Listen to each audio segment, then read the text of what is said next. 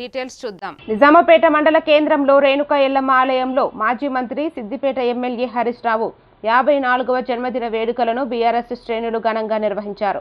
ప్రత్యేక పూజలు నిర్వహించి కేక్ కటింగ్ చేసి సంబరాలు జరుపుకున్నారు.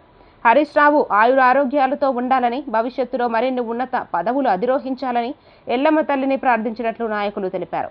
కార్యక్రమంలో బీఆర్ఎస్ నాయకులు, కార్యకర్తలు పెద్ద సంఖ్యలో పాల్గొని జన్మదిన శుభాకాంక్షలు తెలియజేశారు. జన్మదిన వేడుకలు నిజాంపేట ఎల్లమ్మ ఆధ్వర్యంలో జరుపుకున్నాము.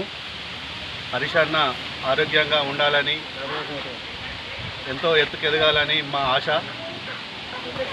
జై హరీష్ అన్న. ప్రసిద్ధిగాంచిన స్థానిక ఎల్లమ్మ తల్లి దేవాలయ ప్రాంగణంలో హరీష్ రావు గారి పుట్టినరోజు వేడుకలు నిర్వహించడం జరిగింది.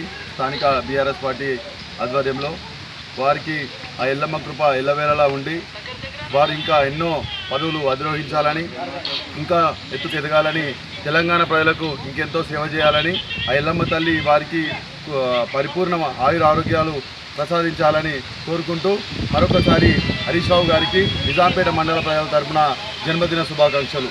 జై హరీష్. జై హరీష్.